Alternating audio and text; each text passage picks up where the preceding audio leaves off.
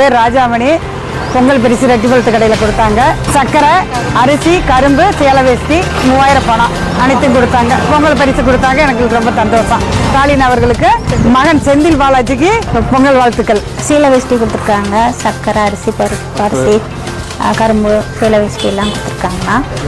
3000 பணம் கொடுத்துருக்காங்க. உதவித்தொகை வருது. 4000. நாங்கள் பொங்கல் சிறப்பாக கொண்டாட வசதியாக இருக்குது. ஸ்டாலினுக்கு செந்தில் பாலாஜிக்கு ரொம்ப மிக்க நன்றி. இந்த பொங்கல் அவருக்கு நல்வாழ்த்துக்கள்.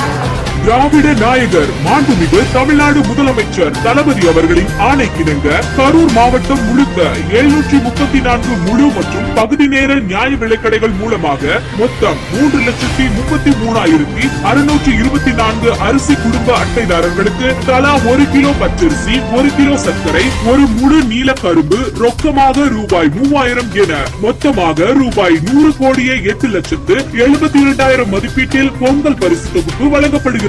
மாண்புமிகு மக்களின் சார்பாக கோடான கோடி நன்றிகளை சமர்ப்பித்து வணங்குகிறேன்.